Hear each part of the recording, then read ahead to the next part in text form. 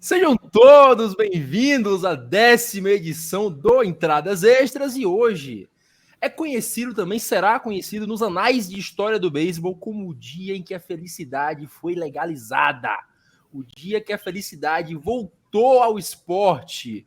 Hoje temos gravação do Entradas Extras e Fernando Tatis Júnior volta a jogar o esporte beisebol. Como ele mesmo disse, Fernandão, que bonito dia! Coisa maravilhosa, tô ouvindo a música dominicana desde cedo aqui, eu tô empolgado. É o Ninho voltando depois de 2 anos. Você não tá tão feliz quanto eu, mas o esporte agradece. Fala, Natanzinho, Mestre Felipe, Joey, todo mundo que veio ouvir a gente aqui na Entradas Extras. Não é nem que eu não esteja feliz, sabe, Natanzinho, mas eu gosto sempre de esperar um pouco mais as coisas se consolidarem. Fernando Tatis Júnior, de fato, apareceu e parece ser um enorme jogador, mas vamos com calma. Ele tem que fazer uma temporada completa, sem pular de motoca, sem querer jogar bola com o braço quebrado. E aí nós vamos ver quem é o Fernando Tatis de fato. Até lá, fico com o pai dele que rebateu 2 Grand Slams em uma única entrada. Ele bateu 2 home runs em vocês em uma única entrada também, né? Tem isso, tem esse ponto. No mesmo dia! No mesmo dia, que coisa maravilhosa. Mas, Felipe, estamos chegando aqui, é sempre um prazer falar de beisebol com você. Esse boné é do Yomiuri Giants? Esse é o do poderoso Giants da Barra Funda, cara, um dos times mais tradicionais da cidade de São Paulo, do beisebol brasileiro. E que beleza, né? O Entradas Extras é o lugar que a gente vê torcedores rivais admirando tanto assim um time, né, da mesma divisão. Lamentável isso, né, seu Natan? Mas tudo bem. Fernando Tatis Júnior voltando. Escondam suas motos, né? Torcer aí para que Tatis consiga manter um mês de sobriedade, dando alegrias, né? Eu tive o Tatis por muito tempo num Fantasy Keeper, assim que eu pude eu me livrei dele, porque eu não aguentava ver o cara machucado. Vamos ver se essa nova fase aí, os astros estão mais alinhados e ele continua jogando. Depois que esconderam as bicicletas pro Chris Sale, agora escondam as motos pro Tatis, né, João? Esses caras, eles não amam o Tatis. Eu sei que você também ama o Tatis como eu. Como eu não existe, porque ninguém ama o Tatis mais do que eu, nem a torcida do Padres. Mas seja bem-vindo também, João. É sempre um prazer gravar com você. Mais ou menos uns 600 anos atrás, Maomé fugia dos perseguidores dele. A cidade de Meca ia para Medina, e isso dava início ao calendário islâmico, que conta de uma maneira diferente do nosso gregoriano, do judaico, que é no início de todas as coisas, do dia centena. A gente pode dizer que hoje é o dia zero do beisebol, porque Fernando Tatis El Niño Júnior está livre das amarras de Roberto Manfredo e agora está brilhando novamente na sua enorme motocicleta espaço sideral para fazer a alegria do beisebol voltar, esse beisebol caroto, esse beisebol que busca diversão, para fazer o vestiário do Padres ficar alucinante e Manny Machado pedir troca. Só no Era isso que eu ia falar. Machado pedir troca, porque depois daquela altercação no dugout, não sei não, hein? Hoje é conhecido, então, João, como o Natal do beisebol, né? A volta do Fernando Tatis Júnior será conhecido como o Natal desse esporte. Nasce o menino Tatis. Mas vamos fechar aqui. Vai estar mais para libertação, então seria tipo uma Páscoa. Entendi. Perfeito. Vamos fechar aqui, a gente volta já no primeiro bloco para falar de beisebol. Hey, take me out to the ball game. Take me out with the crowd. Chegando no primeiro bloco, agora eu tiro o óculos, falo de coisa séria. Então, você está vendo aqui embaixo, você que está vendo pelo grandioso vídeo, para você que está só escutando pelo grandioso áudio, estaremos no Pan-Americano de Santiago em 2023, lá em outubro. Tem aqui nosso link abaixo do apoia-se/TZ no Pan 2023. Dá uma conferida lá. É importante para a gente seu apoio. É um trabalho completamente independente. E como eu tô falando, Felipe, sem medo de errar, maior cobertura da história do beisebol no Pan-Americano será esse ano, será em 2023 e será feita por nós aqui do Tailgate Zone. Você já estava lá no treino da seleção brasileira, andando acompanhado de leve de como estão os preparativos para a medalha inédita que vai acontecer no final desse ano. Pois é, Nathan, a gente está nesse começo, né? Na verdade, os treinos. Acho que a convocação saiu, era comecinho de março, fim de fevereiro, enfim, a gente tem pouco mais de um mês aí com pré-convocação, né? Não é correto chamar de convocação, porque terão cortes até agosto, mais ou menos, quando teremos os 20 e pouquinhos nomes finais, né? Essa primeira lista tem 62 nomes, a gente pra caramba, está disponível no site da Confederação Brasileira de Beisebol e Softball. Quem entrar lá vai ver um monte de nome bem conhecido, inclusive, mas existe um porquê, né? Você vê lá Bo Bichette, Ian Gomes, Dylan Lee, que são jogadores que jogam na Major League Baseball.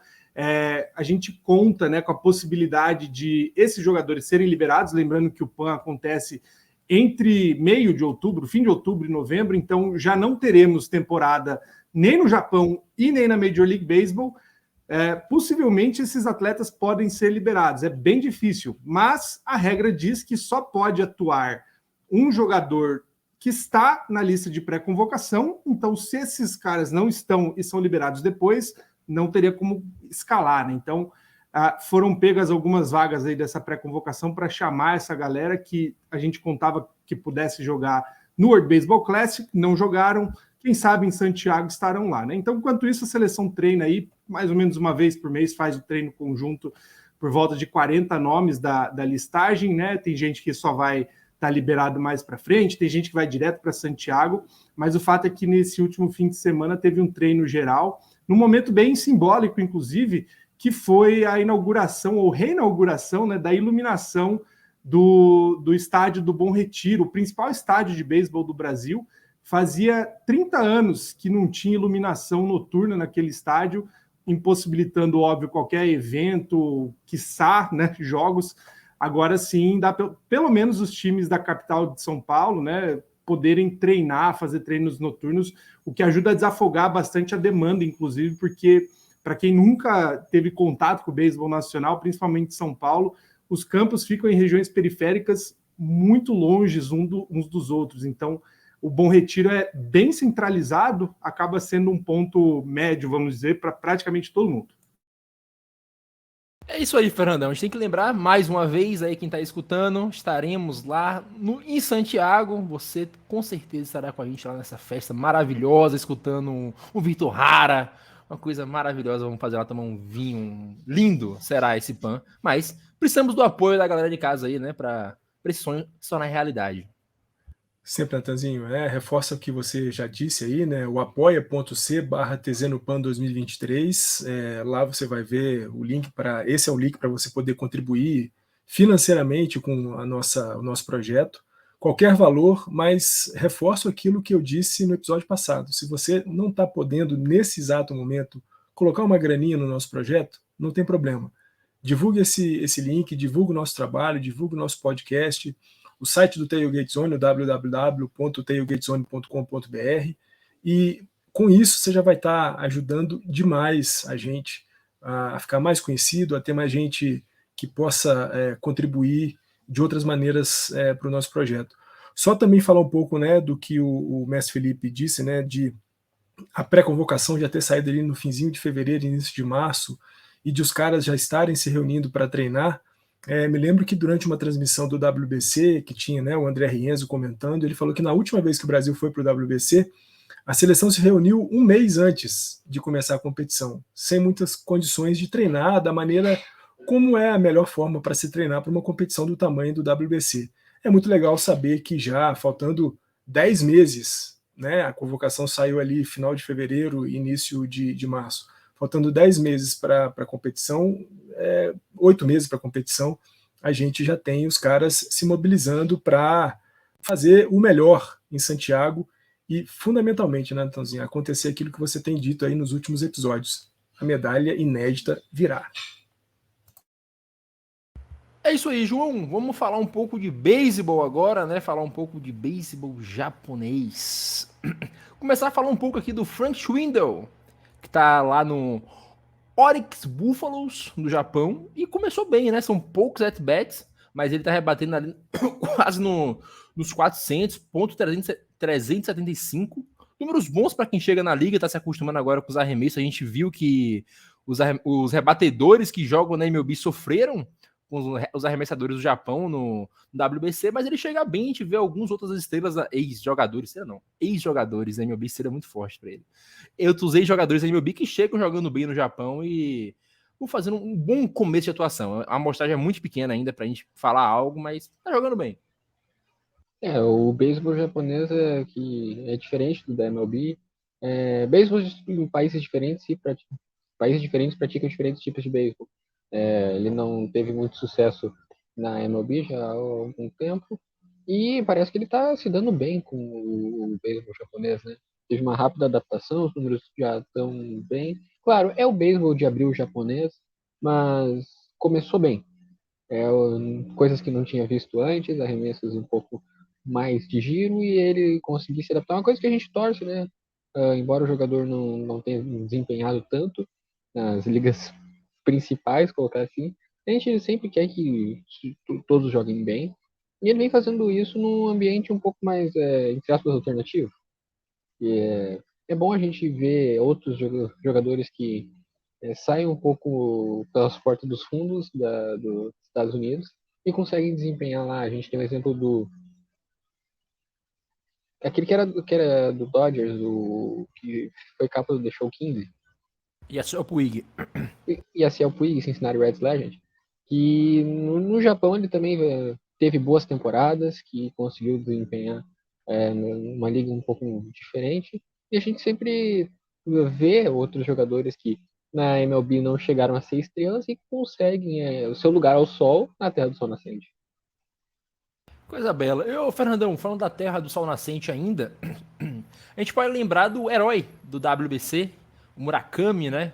Fez aquele jogo histórico aquela rebatida histórica contra o México na semifinal para conseguir botar o Japão para enfrentar os Estados Unidos na final. Jogou bem também, conseguiu foi um home run? Foi um home run na final também, né? O Murakami, se eu não me engano. Jogou muito bem, foi uma das estrelas, fez uma das sensações, um dos nomes que levou o Japão ao título, indiscutivelmente, até porque sem aquela rebatida lá para impulsionar o Otani, não estariam sequer na final. Mas neste começo de NPB não tá bem, né? Tá rebatendo abaixo da Mendoza Line. Em compensação, ainda chega 35% em base.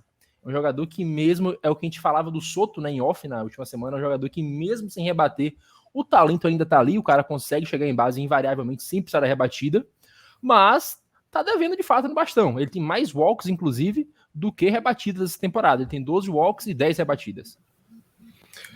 O Murakami, que é um desses caras que já se colocou muito aberto a jogar na MLB, né? E ele já deixou isso muito claro. É um rebatedor de força, né? Temporada passada, vale muito lembrar, na NPB ele teve 56 home runs, uma marca impressionante para qualquer liga do mundo, né? Você conseguir rebater quase 60 home runs é algo impressionante. Mas, de fato, em 2023, rebatendo para 19,6%, ainda chegando bastante em base, porque é um cara que tem um bom olho e ninguém quer muito testar bolas dentro da zona de strike para o Murakami rebater, porque sabe da força dele. Mas a verdade é que desde quando ele anunciou essa vontade de jogar na MLB, as coisas deram uma derrapada para ele, talvez muito por conta de uma certa ansiedade de querer mostrar que tem condições, e isso pode estar pesando um pouco para o Murakami. Murakami que faz o pior mês da sua existência na NPB, né? Ele que está lá desde 2018, se não me engano, e nunca tinha feito um mês tão ruim quanto esse mês de abril. Mas é o que a gente sempre diz aqui, né, Natanzinho? O mês de abril é sempre complicado para qualquer liga e para qualquer jogador. A gente tem, às vezes, casos de jogadores e times não tão legais que se dão muito bem em abril e times e jogadores muito bons que acabam não se dando tão bem em abril. Talvez esse seja o caso do Murakami, e é bem certo que ele ainda vai se recuperar em 2023, porque o menino, como mostrou lá no WBC, tem muito talento. E, Felipe, é engraçado você ver que o Murakami ele tem temporadas de quase 40 home runs e sempre acima dos 40% de chegada em base. Isso eu digo sem medo algum. É número que Barry Bonds fazia, né? Fazer esse tipo de coisa é muito bom e muito absurdo. Ainda mais numa liga com arremessadores tão bons quanto a gente viu no WBC. A gente segue vendo esses que vão chegando na Major League Baseball. Na última temporada, o Murakami teve 700 de slugging. Isso é número de OPS. É sensacional os números que ele vem empilhando ano após ano, e como falou o Fernandão, são poucos jogos, é logo no começo, mas vale a pena dar uma passada nesse pequeno slump do Murakami. E uma coisa que vale dar uma passadinha também, Felipe, que eu esqueci de puxar mais cedo, é o resultado do jogo do Yamamoto e do Sasaki, né? Sasaki que foi muito mal, cedeu um hit em 7 entradas. O Yamamoto cedeu uma corrida em 6 entradas, se eu não me engano, não foi? O jogo acabou 2-0 pro time do Sasaki, que venceu, mas foi uma atuação de gala dos dois arremessadores, sensacional. Valeu a pena dar uma olhada nos highlights, não consegui ver ao vivo também. Como a gente destacou nessa geração aí, esses dois, né, encabeçam uma geração bem vitoriosa. Cara, é surreal que os dois jogam, né? Valeu a pena ter acordado mais cedo aí.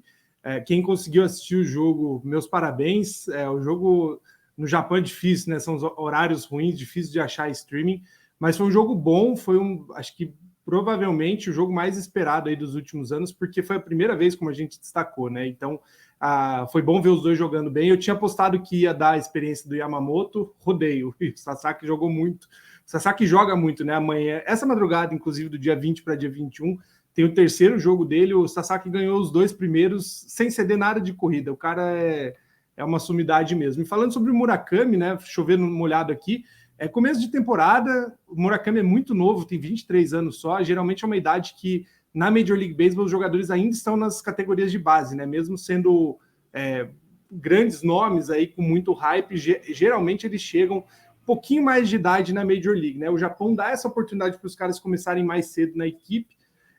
Óbvio, tem um sobe e desce também, né? Jogam bastante em farm, mas a tendência é que ele consiga pegar um ritmo melhor aí conforme avança a temporada, né? Lembrando que o Murakami teve um ano muito bom ano passado, só que do fim do ano para o começo do World Baseball Classic, o Murakami sumiu mesmo.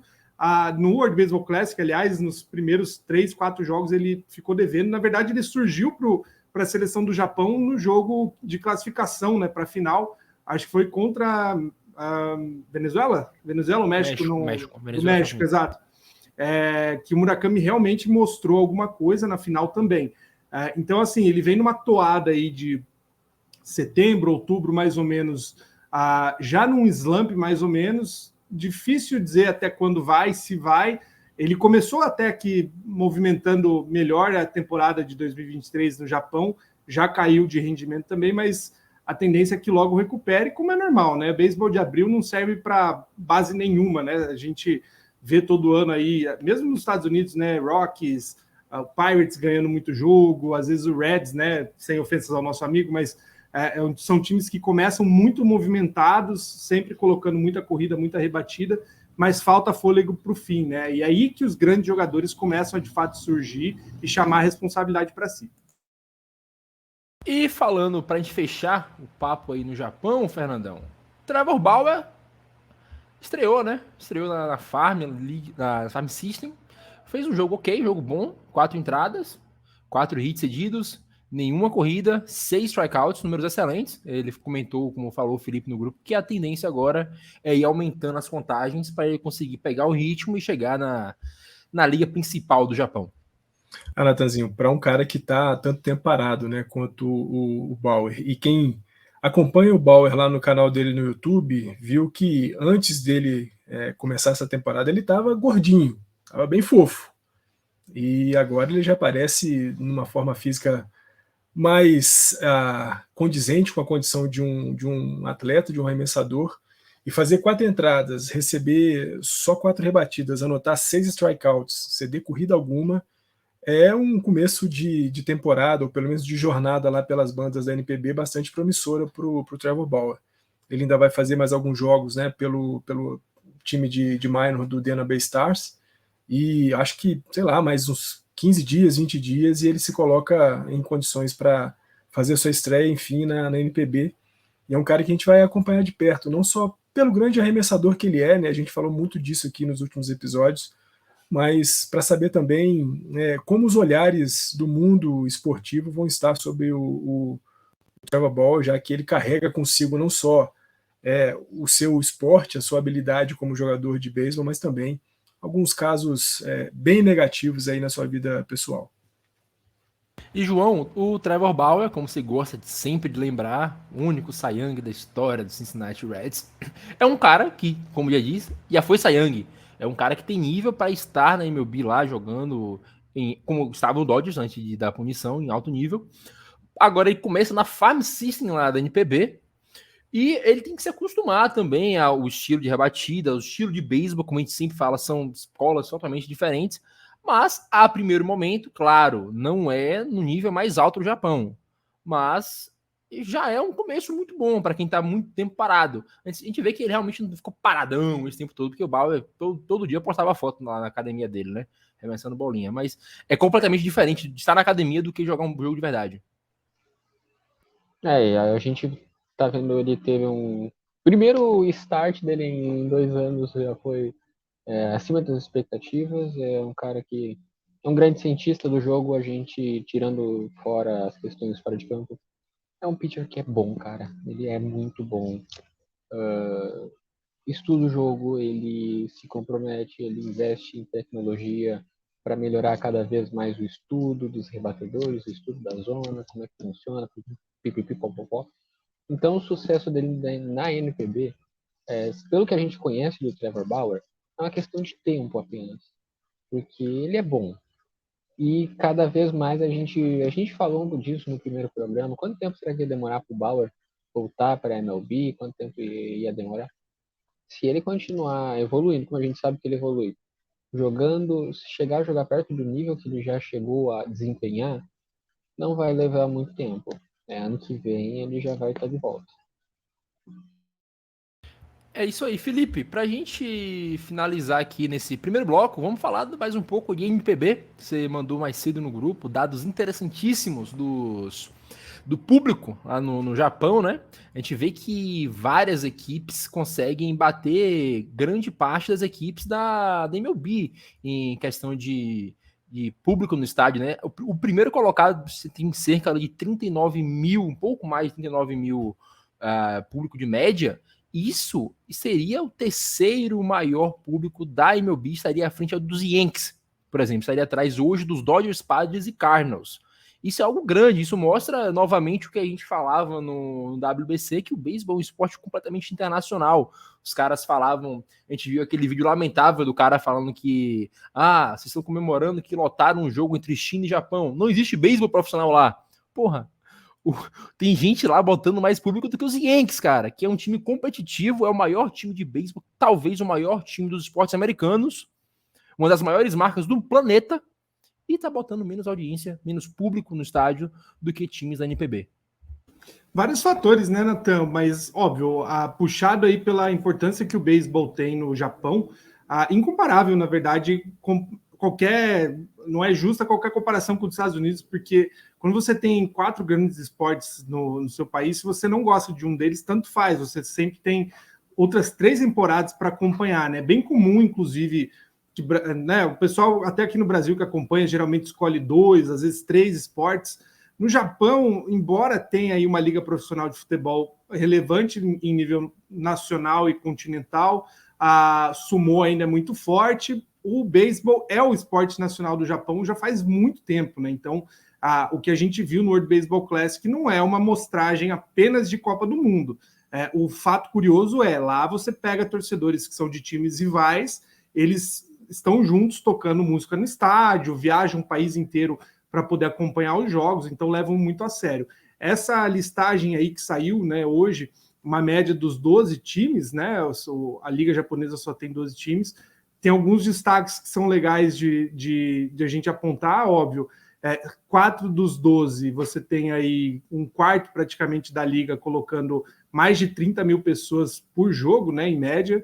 Tudo bem que foram só 12 jogos até agora, mas ainda assim é uma boa média que poucos times nos Estados Unidos conseguem. Mas também tem o fato de por que tem isso daí, né? O ingresso no Japão é muito mais acessível, então é uma lição, na verdade, para a Major League Baseball. Eu fiz um levantamento aí, tem times, por exemplo, o Hanshin Tigers, que hoje lidera a lista de maior audiência no estádio. Os ingressos começam a partir do equivalente a R$60 para assistir um jogo profissional de beisebol. É o maior estádio também, né? O segundo maior, aliás, já foi o maior, que é o Koshien. O primeiro hoje é do SoftBank Hawks. mas é um fato que, ainda mais em comparação com os Estados Unidos, né, que todo ano tem aquele levantamento de como os preços estão subindo, né? Se você for comparar aí, o Tigers tem o estádio mais antigo do Japão, Koshien, que seria talvez um equivalente ao Fenway Park, o Red Sox é um dos times mais caros para se assistir jogo nos Estados Unidos, né? Então, uma lição que os Estados Unidos poderia tomar. O beisebol no Japão tem voltado a ser mais popular entre os mais jovens, muito por isso também, né? Os jogos são sempre em horários marcados, ou começa no relógio aqui do Brasil, né? Ou 1h ou 6h, então a gente nunca tem jogos no meio do dia em que a população não pode ir praticamente. Não é aquela coisa de ter jogo que às vezes começa às 11, às vezes 2 da tarde, às vezes 4, às vezes 6, às vezes 9, aquela bizarrice, né, por conta do fuso horário, que também facilita. Mas o ingresso acessível é provavelmente o maior atestado de como as pessoas, você tornando o esporte mais acessível, as pessoas vão consumir esse esporte. Um último número não tem a ver com a tendência nos estádios, mas só o hype que o Japão tem, né, gera em torno do beisebol. A live do jogo da Farm System, né, que o Bauer jogou, teve um aumento de 15 vezes o número normal que tinha, né? A transmissão desse jogo de categorias de base que o Bauer jogou bateu 15 vezes um número normal. E, Fernandão, isso sai na mesma semana que nós temos vistos, claro, por razões climáticas, jogos da MLB com um público quase inexistente. O Colorado Rockies teve pela primeira vez em muitos anos um público abaixo de 12 mil, se eu não me engano.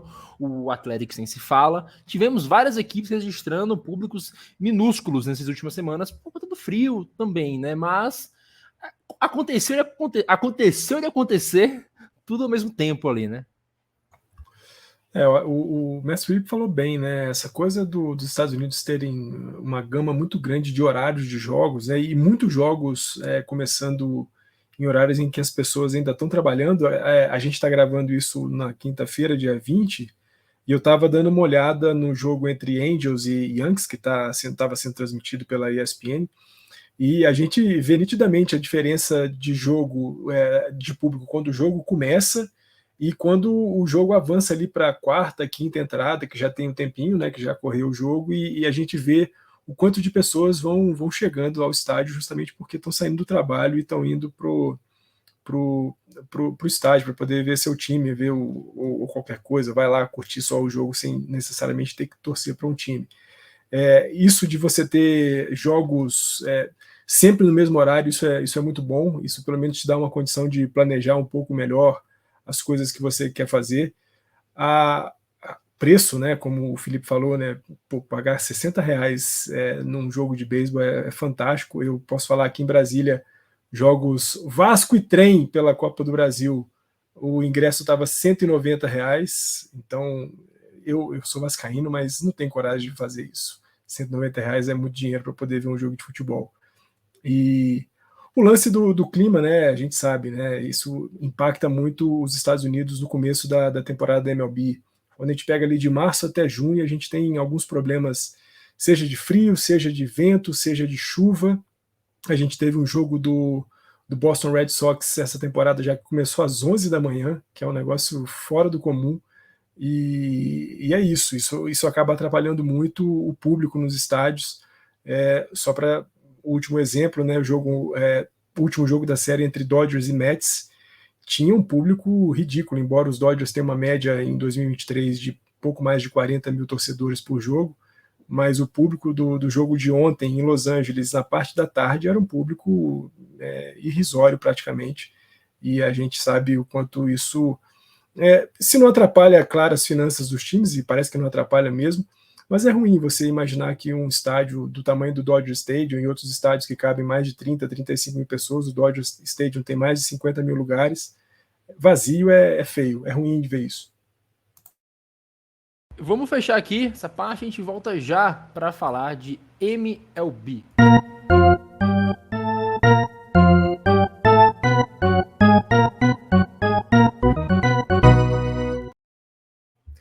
João, aconteceu essa semana na MLB coisas fabulosas, né? Pro Fernandão mais do que para nós, mas pro beisebol em si. Clayton Kershaw chegou a 200 vitórias na carreira, entra em um seleto grupo, E ele entra em um grupo mais seleto ainda ao chegar em 200 vitórias com menos de 100 derrotas. Para vocês terem noção, apenas 6 com ele, 5 outros jogadores estão nesse clube.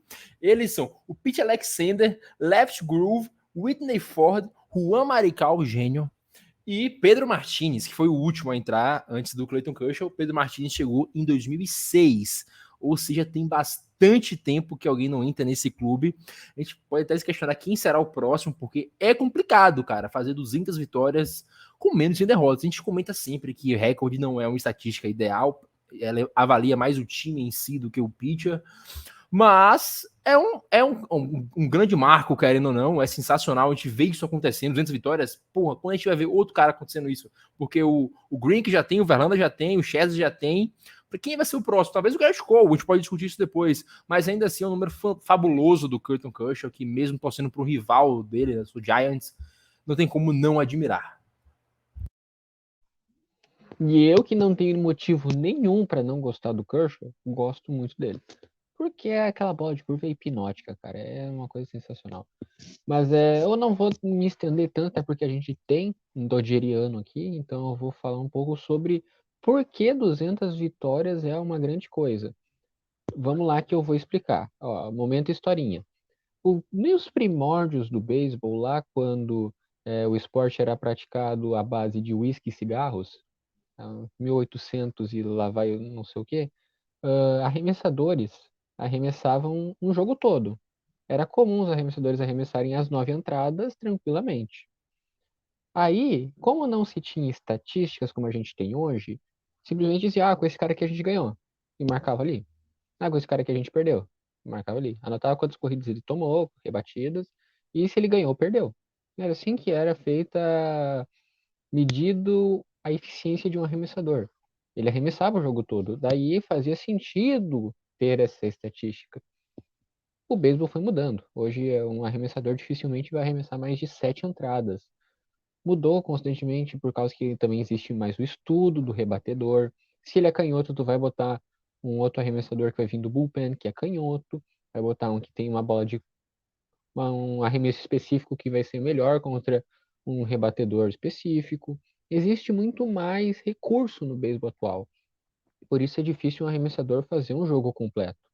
Difícil ele arremessar muitas entradas, a não ser que ele se chame Sandy Alcântara ou Garrett Cole. Aí as coisas mudam, mas não se chamando esses dois, a gente tem 800 outros pitchers na liga que não vão fazer isso. Enfim, com o passar do tempo, essa estatística ela perdeu o valor porque o arremessador ele passou a não ter culpa das coisas que acontecem. Por quê? Porque a gente já teve casos de jogos do Sandy Alcântara, onde ele arremessou 9 entradas sem ser decorrida, e daí foi para a entrada extra, com a regra do corredor fantasma. Da onde veio o corredor fantasma? Ele é herdado, entre aspas, do arremessador que estava antes.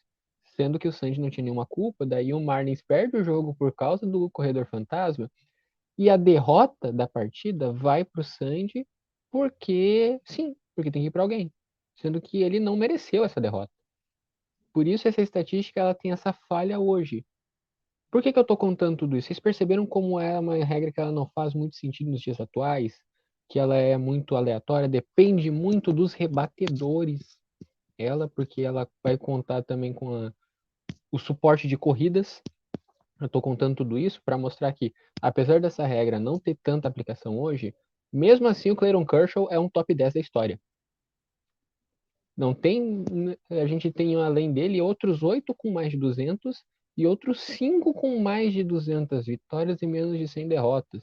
Isso mostra como o Clayton Kershaw é um jogador incrível. Se a gente for fazer uma lista de top canhotos arremessadores da história, em primeiro lugar vai estar um cara que o codinome dele era o braço esquerdo de Deus, Sandy Koufax. Em segundo vai estar o Clayton Kershaw. Então isso mostra a grandiosidade da gente ver um jogador do calibre do Clayton Kershaw. Eu já falei isso no Rebatido e eu não tenho medo de falar aqui de novo. Se a gente for fazer uma lista de top jogadores do século XXI, Clayton Kershaw vai estar fazer uma lista de top 5 jogadores do século XXI, Clayton Kershaw vai estar ali, junto com o Barry Bonds, junto com o Mike Trout. Clayton Kershaw vai estar ali, porque ele é muito bom. E eu vou deixar para o Fernandão terminar de fazer as exaltações. Agora o Fernandão vai dar o show pra falar de Clayton Kershaw. Clayton Kershaw, né, Fernandão, que a gente gosta de brincar, eu principalmente, que sou rival, que é um cara que ficou marcado pejorativamente pelas atuações em outubro e muita gente deixa de enxergar aí o jogador que ele é por conta disso. Uma galera que começou a assistir perto comigo ali, quando ia pegando o Kershaw mais velho, o Kershaw sofrendo com lesão, tem a ideia que talvez ele não tenha sido isso tudo por conta das atuações de outubro, lesão e tal. E o cara, ele é sensacional. Ele é só o terceiro pitcher da história dos Dodgers a chegar a 200 vitórias. Ele é maravilhoso, como falou o João. A bola de curva dele esses dias eu parei e tava vendo 12 minutos de bola de curva do Clayton Kershaw. E eu torço pro Giants. Vocês estão falando da bola de curva do Clayton Kershaw, né? E justamente no jogo em que ele chega nessa marca de 200 vitórias, foi uma vitória shootout sobre o New York Mets, o segundo jogo da série, última série que os Dodgers jogaram. Essa bola de curva estava afiadíssima, né? Ele fez 6 arremessos de bola de curva na primeira entrada, e a gente sabe, né? A saúde das costas do Clayton Kershaw não é assim tão boa, e a bola de curva exige muito, né? O efeito para se colocar uma bola de curva exige muito das costas. Então, quando o Clayton Kershaw consegue executar esse arremesso com a perfeição que ele estava fazendo no jogo em que ele chegou à sua 200ª vitória, isso quer dizer que o cara que ele está muito bem fisicamente. Natanzinho, falar do Clayton Kershaw é difícil sem querer parecer, sem deixar transparecer uma certa admiração pelo fato dele ser um jogador dos Dodgers, né? Isso é evidente. É o cara que eu acompanho desde o primeiro jogo dele no Los Angeles Dodgers. É aquele cara que, como Kobe Bryant lá no Los Angeles Lakers, é o Clayton Kershaw nos Dodgers. É o cara que eu vi aparecer desde sempre. Adoro o Clayton Kershaw não só pelo que ele faz de jogo, mas fundamentalmente pela figura que ele é. Na entrevista que ele deu depois desse jogo, que ele chega nessa marca, ele em momento nenhum chamou o brilhantismo exclusivamente para ele. Ele em todo momento disse do quão fundamental foram os caras que ele jogou com no Los Angeles Dodgers para que ele pudesse ter esse sucesso. Muito pelo que o João falou, né? Hoje não depende tanto mais do arremessador ganhar uma partida ou perder uma partida, mas muitas vezes depende do quão ofensivamente o seu time está conseguindo produzir naquela partida. E ele chamou atenção para isso, né? O quanto que ele foi ajudado também em muitos momentos em que ele não teve tão bem e os caras o apoiaram para que ele pudesse chegar nessa marca. Como você disse, né, Natanzinho, 6 jogadores na história do beisebol têm essa marca de 200 vitórias com menos de 100 derrotas, e apenas 13 têm essa marca usando uma única camisa. Esse é o caso do Clayton Kershaw. Ele integra agora, né, como 13º dessa lista, a chegar a 200 vitórias usando exclusivamente uma única camisa, a camisa do Los Angeles Dodgers. Ele que tem uma companhia aí nessa lista, né, o Don Drysdale, também outro arremessador histórico dos Dodgers da década de 50 e 60, também tem essa marca de mais de 200 vitórias com uma camisa só, a camisa também do Los Angeles Dodgers.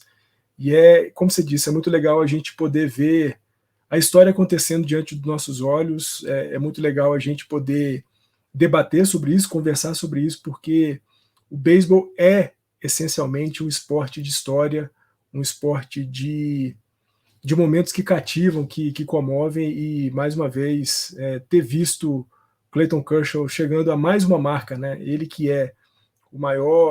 tem o maior número de strikeouts pelo Los Angeles Dodgers, agora é um cara que chega a 200 vitórias com a camisa do Los Angeles Dodgers, pode em breve se tornar mais um arremessador do seletíssimo grupo de arremessadores que tem 3.000 strikeouts na carreira. Vai ser muito bom ver isso, tomara que aconteça logo.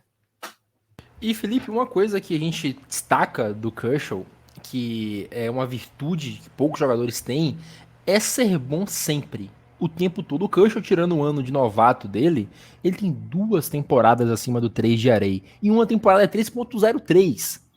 É absurdo. O Kershaw já liderou a liga em ERA 5 vezes, já liderou em FIP 3 vezes, já liderou em vitórias várias vezes, já liderou em WHIP. O cara já liderou a liga em tudo que ele podia liderar: strikeout, vitórias, ERA.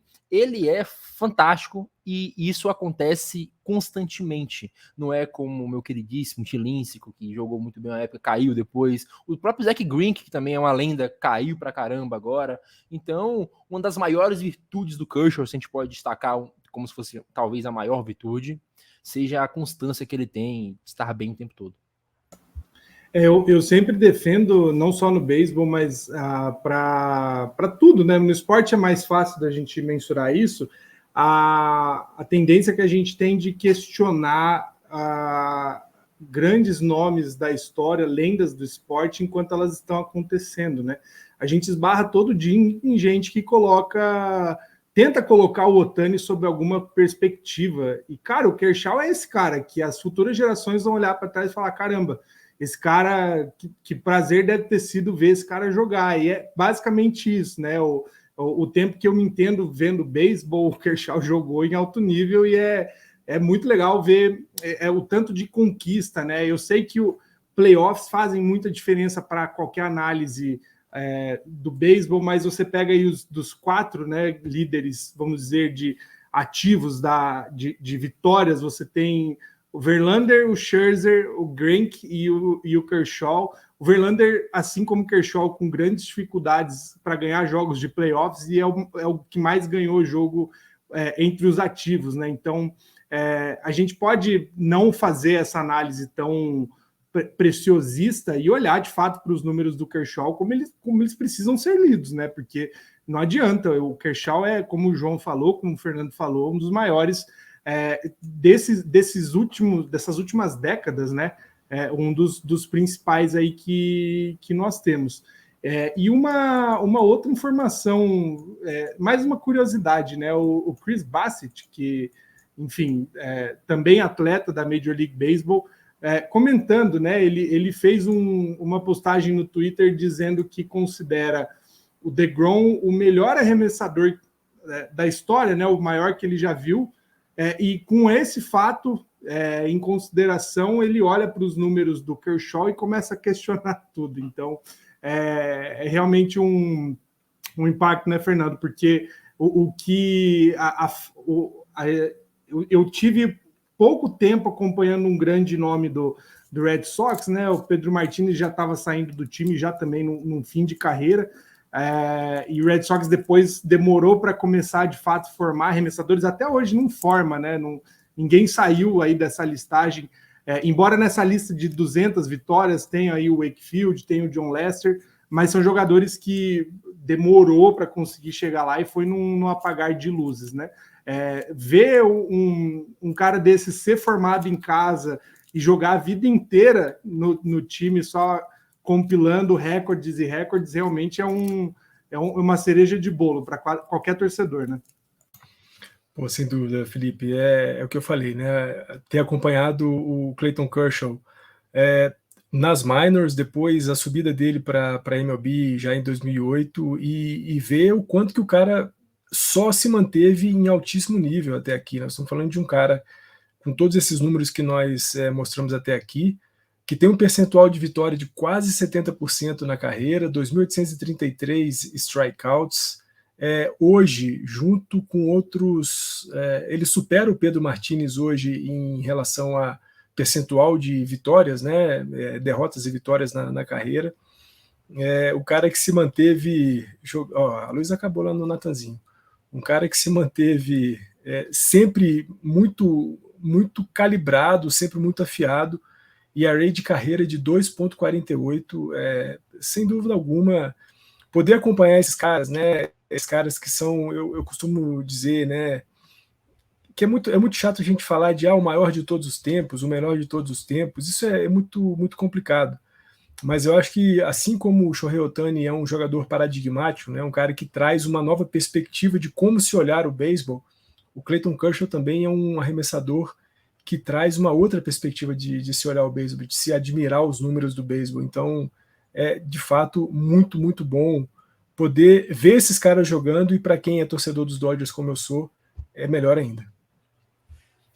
É isso aí. Antes de a gente passar para a próxima pauta, né, queria falar que tentaram me derrubar. A Coelba tentou me derrubar aqui, cortando minha energia, mas voltei. Só uma notícia que eu acabei de ver aqui, nem estava na nossa pauta, mas vale a pena entrar, tem que ser coisas boas, a gente tem que falar, né, Felipe? Liam Hendricks está oficialmente livre do câncer, o reliever do Chicago White Sox, um dos melhores relievers da liga, quando voltar e quando estava jogando antes, sem dúvida alguma. Pois é, a Liga acompanha sempre com muita apreensão, né, jogadores que se afastam aí temporariamente para tratar câncer, né, enfim, para tratar qualquer doença, mas foi o caso do, acho que Trey Mancini, né, esses anos aí ganhou prêmio até de comeback player, que na verdade é uma mera, enfim, uma mera formalidade, só o fato do atleta poder voltar a competir no mais alto nível, né, é realmente muito legal. Já era um pouco esperado, né? Fazia uns 15 dias aí, umas 3 semanas que o Hendricks falou que em breve já estaria voltando, mas agora ter essa confirmação aí de diagnóstico é realmente literalmente, às vezes, né, uma sobrevida que muito bom poder ver como as coisas vão sendo construídas, né? E os jogadores poderem voltar e dar esse testemunho. Fernandão, é sempre ótimo ver um cara como foi o Trey Mancini, que foi e voltou a jogar agora. A gente vê, cara, qualquer pessoa, no caso, né, que passe por uma situação dessa, eu felizmente nunca tive alguém próximo que passou por algo assim, mas qualquer pessoa que entre nesse tipo de situação e volte é maravilhoso. Esperamos ver o Liam Hendricks logo na liga, né, vai ser muito bom. É um dos grandes arremessadores, um dos grandes closers aí, cara de reliever, bullpen, fantástico o Liam Hendricks. Ô, Natanzinho, em 2019 eu tive um câncer, né? Eu tive câncer na tireoide. Eu não tenho mais a tireoide porque eu tive que extrair a tireoide em 2019. Trato até hoje o danado, mas tô no time do Trey Mancini, tô no time do Liam Hendricks. Esse negócio passou e passou de fato. Agora mesmo é seguir cuidando da saúde para que as coisas fiquem cada vez melhores e é de fato uma doença que, quando você é tocado por ela, você sente ali um baque, tem uma certa apreensão. Claro que hoje, com muito mais condições de se tratar, né, do que a gente tinha aí na década de 80, década de 70, ainda bem a medicina está muito mais avançada, sobretudo para quando você consegue descobrir a doença nos estágios iniciais, e é muito bom, é sempre muito bom saber que alguém superou essa doença, porque ela, de fato, não é fácil de se lidar, seja para quem está diretamente tratando da doença, mas também para os familiares, para amigos, para pessoas que estão ali no entorno. Não é um negócio emocionalmente fácil de superar, mas quando você supera, sem dúvida alguma, a sua força vai lá para cima, e tomara que Trey Mancini, Liam Hendricks e outros tantos atletas, pessoas desse mundo inteiro que têm que lutar contra o câncer, tenham sucesso e se fortaleçam cada vez mais. Cara, eu não sabia do seu caso, Fernando, mas muito feliz que você venceu. E a gente percebe um padrão aqui, hein, João, no beisebol. O Fernandão voltou 2019, 2020, foi campeão. O Trey Mancini voltou, foi campeão. Fica aí o tabu pro torcedor do White Sox, Liam Hendricks voltando esse ano aí ser campeão. Ano que vem ou no próximo, Liam Hendricks já teve voto para MVP na sua carreira, já teve voto para Cy Young, All-Star mais de uma vez, closer o prêmio do Mariano Rivera lá, né, closer do ano mais de uma vez também. É um cara que é sensacional e o White Sox precisa dele o quanto antes. Precisa, né? Até porque um closer vai fazer muita diferença num time que tá com um recorde negativo, né? E nunca falha a teoria do pato, né? Mas deixando de lado o Liam Hendricks é um grande arremessador, é um cara que, antes do hype do Edwin Dias, a gente, quem acompanha o Edwin Dias há mais tempo sabe que a temporada passada foi um boom. Ele nunca jogou tão bem. Ele foi pound per pound o melhor arremessador da temporada passada. E o Liam Hendricks, ele tem sido assim a carreira inteira. Ele joga muita beisebola. Ele é um cara que o White Sox tinha o bullpen que tinha em 2020, 2021, porque tinha o Liam Hendricks. Agora, com ele voltando, a gente espera que esse time dê uma acertada, os outros arremessadores deem uma acalmada e esse time volte a performar, porque o White Sox tem time para fazer muito mais. Muito mais. O White Sox está muito mal e não é de hoje. E a gente viu que a culpa não era do Tony La Russa. Tem mais laranjas podres no meio desse cesto de fruta. Falando em. Quer dizer, falando, a gente estava falando disso, mas voltando a falar de arremessador, que era a pauta do podcast, a gente teve esse adendo aqui do Linha Hendrix que precisava ser dito. Felipe, o Max Scherzer, né, tomou aí seus 10 jogos de punição, foi pego com a substância grudenta na luva, sabe-se lá Deus o que era, ele falou que era suor. O que é que seja, o Max Scherzer tomou uma punição de 10 jogos. Ele foi o único que tomou essa punição. A gente viu outros jogadores sendo expulsos ou sendo... Ou se você joga no Yankees, né, Fernandão? Mandaram você lavar a luva. Mas o único que tomou essa punição de fato foi o Max Scherzer. A gente viu essa caça às bruxas aos pitchers no ano de 2021, né, onde teve vários e vários casos, até a abordagem dos umpires estava sendo bastante questionada. Teve um jogo que o Sérgio Romo abaixou as calças no meio do jogo para conferir sem tudo, mas no mínimo estranho esse caso do Max Scherzer, completamente estranho. A gente tem duas questões aí, ao meu ver, né, Nathan? O primeiro é o Scherzer, arremessador experiente, saber dos limites aí que poderiam colocar ele em problema. Argumenta-se muito que era a mistura, né, do suor com aquele pó que os arremessadores usam para dar uma aderência, que são duas coisas legais, né, vamos dizer.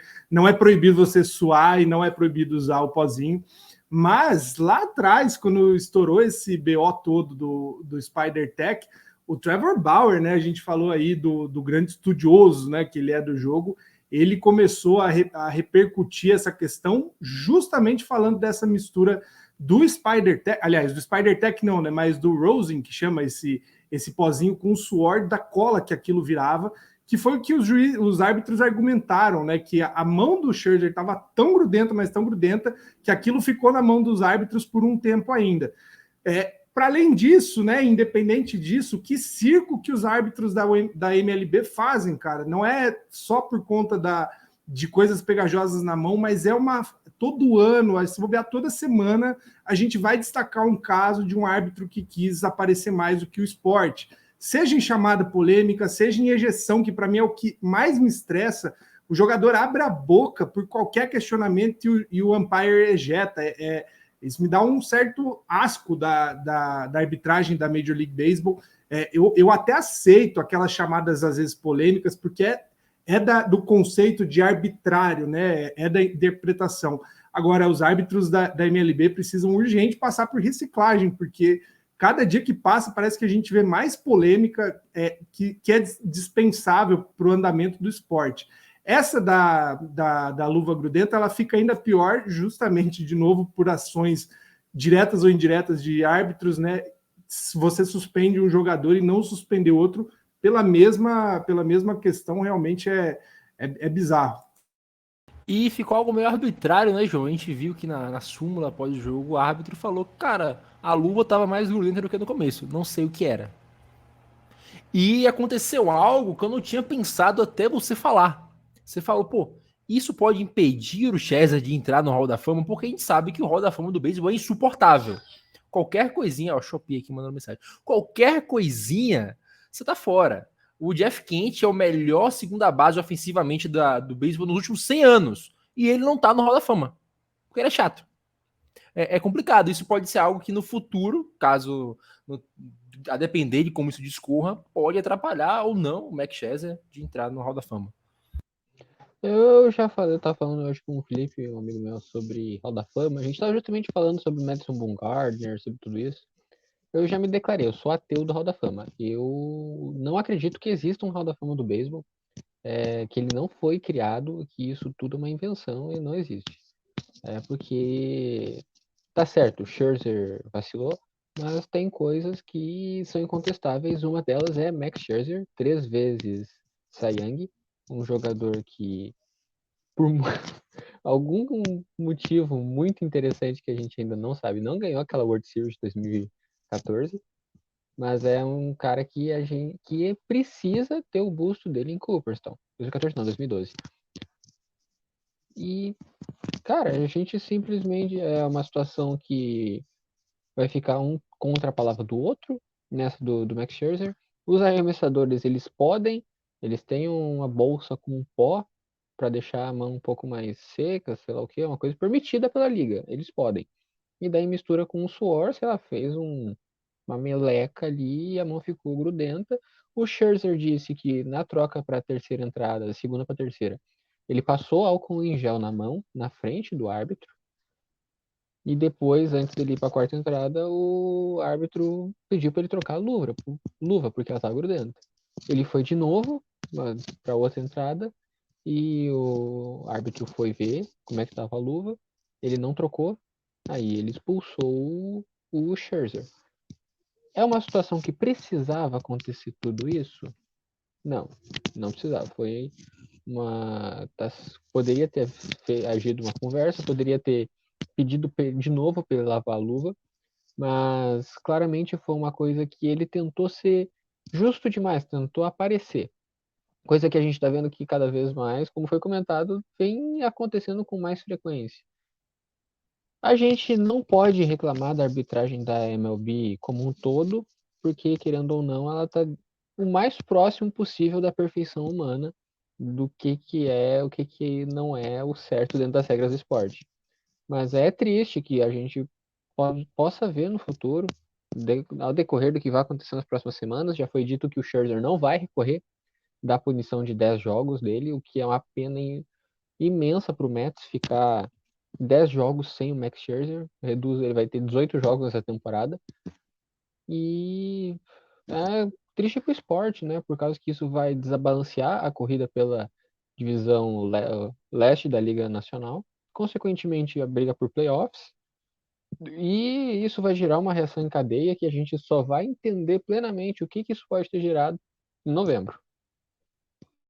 E Fernandão, como disse Felipe, né? Como disse o João, como eu falei também, é uma parada que aconteceu mais de uma vez, aconteceu com vários outros, e só o Scherzer, que certamente não, talvez, é o cara mais importante desses. Talvez seja a liga tentando mandar um recado que ninguém é intocável, mas fica um recado meio estranho, porque o que você falou do Yerman lá, do Miguel Reman lá do Yankees, né?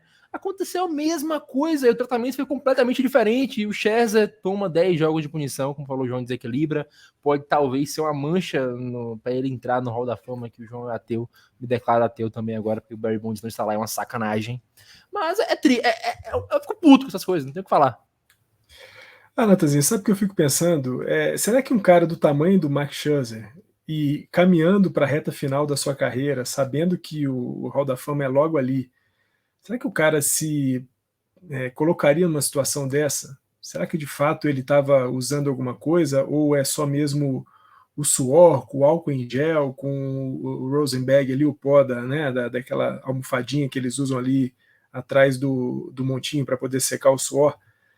Eu não sei, eu acho que o Max Scherzer definitivamente não precisaria disso, e ele não precisa disso, né? Ele já mostrou aí ao longo da sua brilhante carreira que essas coisas, embora em algum momento ele possa ter usado isso quando era válido, era aceitável a utilização da colinha na mão, mas depois disso eu acho muito difícil que a gente possa pensar que o Max Scherzer tenha feito uso de qualquer substância ilegal para poder melhorar o seu arremesso. Até porque o Scherzer sempre foi um cara muito de espírito guerreiro, assim, um cara muito enérgico, muito firme dentro dos jogos, um cara que consegue sair de situações bastante complicadas só mesmo com o seu jogo, com o seu poder mental. E disso tudo, né, não só apenas o fato de você tirar o Scherzer de pelo menos 2 jogos, né, são 10 jogos do time, são 2 jogos dele, 2 starts dele, e de possivelmente colocar em xeque, em dúvida, uma possível ida dele para o Hall da Fama, fica muito estranho, né, esse tratamento completamente desigual. Você tem um arremessador de um time dos Yankees, em que você fala, vai lá lavar a mãozinha e volta que tá tudo certo. E outro cara que você tira do jogo, e não só tira do jogo, mas como também aplica para ele uma pena de 10 jogos de suspensão.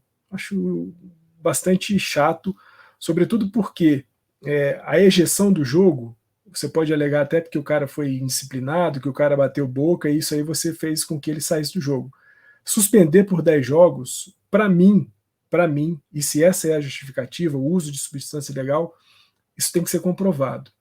Precisaria que essa luva fosse inspecionada e que se comprovasse que ali havia a existência de uma substância ilegal. Agora, simplesmente tirar o cara de 10 jogos porque alguém disse que ele estava usando substância ilegal, eu acho isso injusto. Bastante errado, inclusive. É isso aí, vamos fechar aqui a parte baixa e a gente volta já pro Walkoff.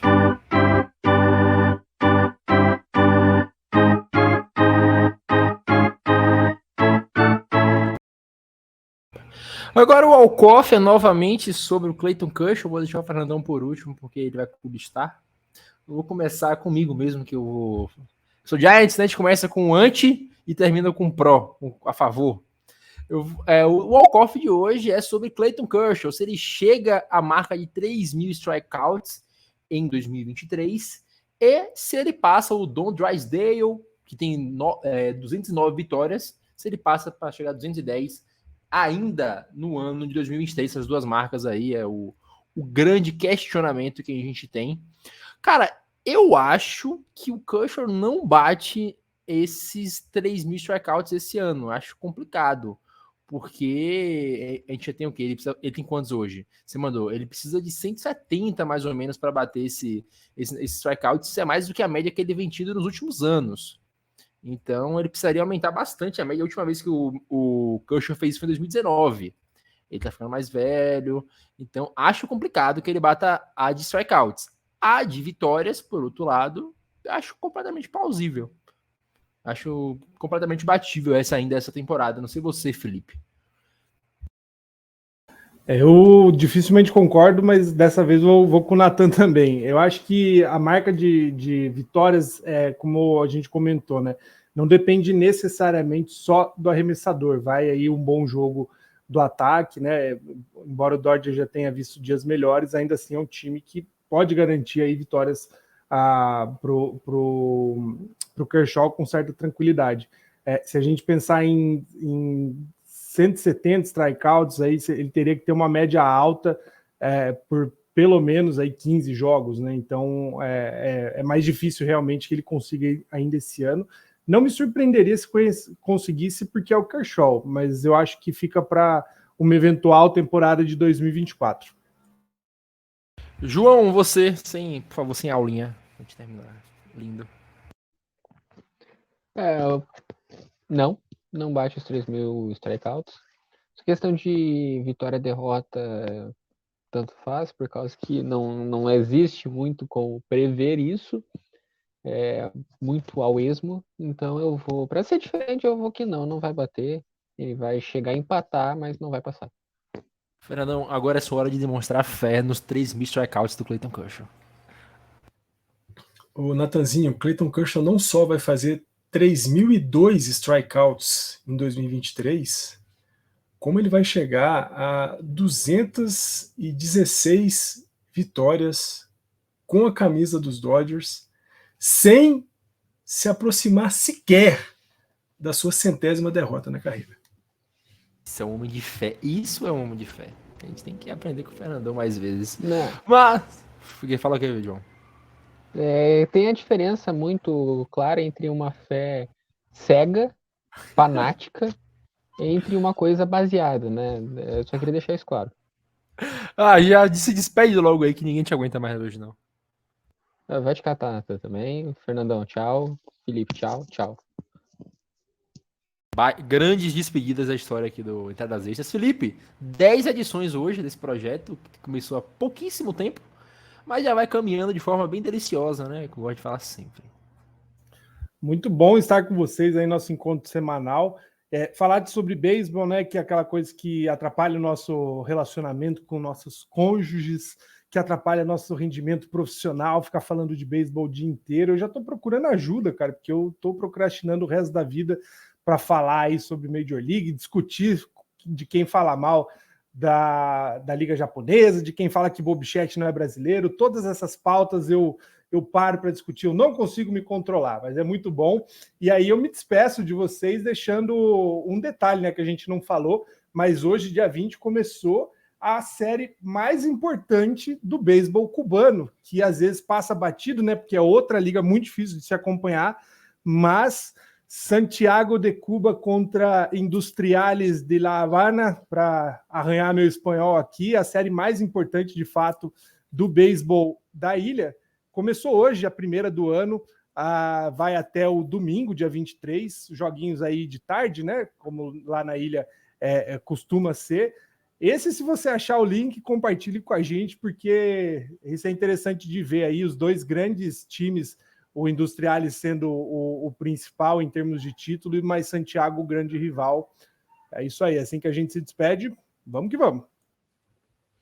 Fernandão, vale lembrar mais uma vez, apoia-se, TZ no Pan, olhem lá, entre nas redes sociais, semana deve estar saindo mais algum videozinho, coisas mais. Quiser também, chama lá no Instagram, no Twitter, ou no perfil do Tailgate, ou em qualquer um da gente aqui, ó, olha as hashtags embaixo, a gente responde vocês lá.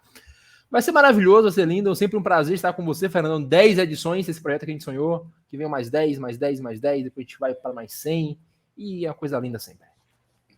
Natanzinho, sempre bom estar com você, com o Mestre Felipe, com o Joey, com todo mundo que vê e ouve a gente. Falar de beisebol é muito bom, embora muitas vezes a gente vá dormir muito tarde para quem assiste jogos da Costa Oeste e muitas vezes não consiga dar atenção para as pessoas que estão bem aqui do nosso lado, mas é sempre muito bom falar de beisebol. Pena que o Mestre Felipe me lembrou do Industriales, né, que está fazendo uma campanha terrível na Série Nacional esse ano. Último lugar, meu querido Industriales de Habana. Embora o meu e o do Joey, Hiroshima Carp, tá muito bem na NPB, depois de um começo bastante mais ou menos, agora o time deu uma engrenada e está gostoso, mas essas são conversas para a próxima edição do nosso Entradas Extras. O mais importante é que onde houver uma bolinha de beisebol voando, lá nós estaremos. É isso aí, só para comentar o fato, passamos 1 hora e 6 minutos comentando de beisebol e não comentamos, João, do fato mais importante do beisebol mundial essa semana. Carilli fazendo a porra do primeiro arremesso lá do jogo do Yomiuri Giants, cara. Eu esqueci completamente de falar disso. O Fernando falou do Hiroshima Capital, eu lembrei. Tá vendo? É o novo técnico do Giants, Gabe Klepper. Abra os olhos. Fábio Carilli tá chegando. No mais... O Carilli vai fazer o Giants ser o primeiro time na década a ter um empate no beisebol. No mais, um beijo a todos. Nos vemos na próxima semana. Apoia-se TZ no Pan. Se precisar falar qualquer coisa, vá lá na rede social do Tailgate, vai na minha, do Fernandão, do Felipe, do João. Quem quer que seja. Onde tem uma bolinha de beisebol, lá nós estaremos. Um beijo a todos e tchau.